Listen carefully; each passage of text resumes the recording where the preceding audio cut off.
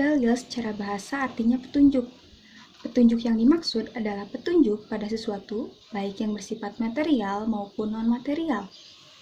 Sedangkan menurut istilah, dalil yaitu bukti yang dapat dijadikan sebagai petunjuk untuk menyatakan sesuatu itu benar atau salah. Macam-macam dalil. Yang pertama, ada dalil yang ditinjau dari segi asalnya, yaitu ada dalil nakli dan dalil akli. Dalil nakli yaitu dalil yang berasal dari nas Al-Quran dan Al-Sunnah.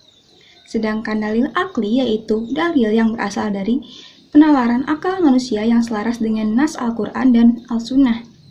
Yang kedua ada dalil yang ditinjau dari segi ruang lingkupnya, yang terdiri dari dalil kuli dan dalil juni atau tafsili. Dalil kuli adalah dalil yang mencakup banyak satuan hukum berupa ayat Al-Quran, hadis, maupun kaidah kuliah. Sedangkan dalil juni atau tafsili adalah dalil yang menunjukkan satu persoalan dan satu hukum tertentu. Yang ketiga, ada dalil yang ditinjau dari segi kekuatannya. Yang pertama ada dalil qat'i al-furud, yaitu dalil yang datangnya dari Allah atau Al-Quran, atau dari Rasulullah, atau hadis mutawatir. Yang kedua ada dalil qat'i dalalah, yaitu dalil yang kata-katanya atau ungkapannya menunjukkan arti dan maksud tertentu dengan jelas dan pasti.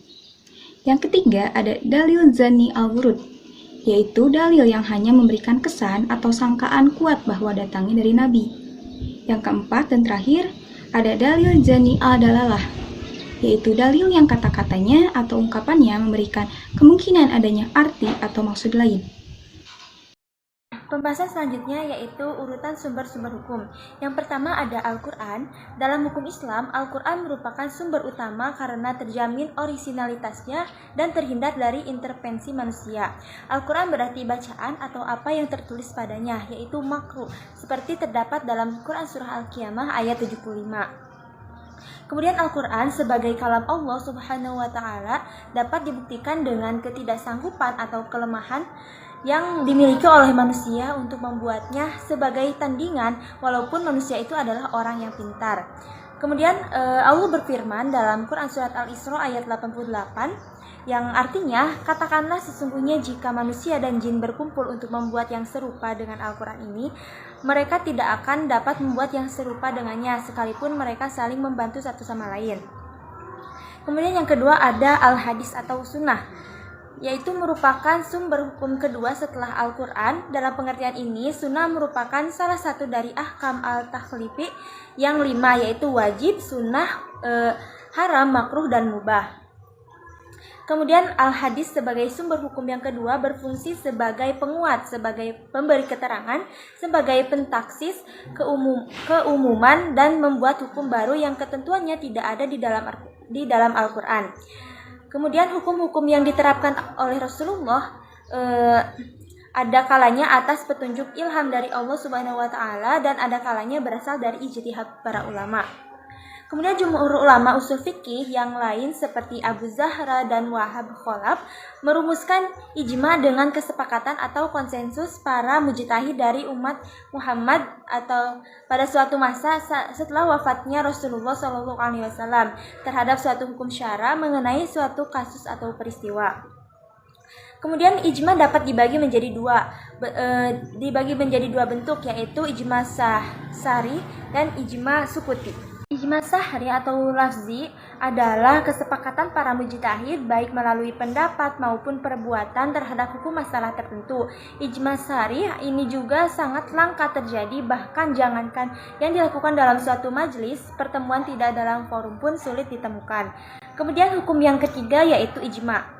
Secara bahasa, ijma berarti bermaksud atau berniat. Ijma juga berarti kesepakatan terhadap sesuatu. Suatu kaum dikatakan telah berijma bila mereka bersepakat terhadap sesuatu. Kemudian sumber hukum yang keempat yaitu qiyas. Qiyas adalah suatu proses penyingkapan kesamaan hukum suatu kasus yang tidak disebutkan dalam suatu nas dengan suatu hukum yang disebutkan dalam nas karena adanya kesamaan dalam ilatnya. Kemudian qiyas adalah bentuk sistematis dan yang telah berkembang vari ra'yu yang memainkan peran yang amat penting. Kemudian sumber hukum yang kelima yaitu istihsan. Secara etimologi, istihsan diartikan sebagai menganggap sesuatu sebagai kebaikan. Yang keenam, istisab.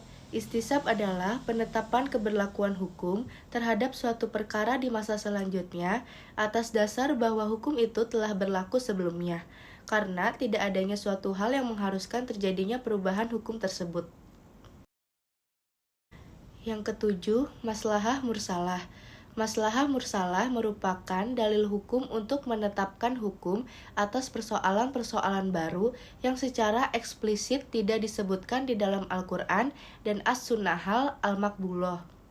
Yang kedelapan, zari'ah. Pengertian zari'ah ditinjau dari segi bahasa adalah jalan menuju sesuatu. Sad az-zari'ah adalah menetapkan hukum larangan atas suatu perbuatan tertentu yang pada dasarnya diperbolehkan maupun dilarang untuk mencegah terjadinya perbuatan lain yang dilarang. Yang kesembilan, urf. Urf merupakan kebiasaan baik yang dilakukan secara berulang-ulang oleh masyarakat. Dasar penggunaan urf yakni Allah berfirman dalam Quran Surat Al-A'raf ayat 199. Yang ke-10, syarat sebelum kita, syar'uman kablana. Jika Al-Quran atau Al-Sunnah yang sahih mengisahkan suatu hukum yang telah disyariatkan pada umat yang dahulu melalui para rasul, kemudian nas tersebut diwajibkan kepada kita sebagaimana diwajibkan kepada mereka, maka tidak diragukan lagi bahwa syariat tersebut ditujukan juga kepada kita. Dengan kata lain, wajib untuk diikuti, seperti firman Allah Subhanahu wa Ta'ala dalam Al-Quran Surat Al-Baqarah ayat 183.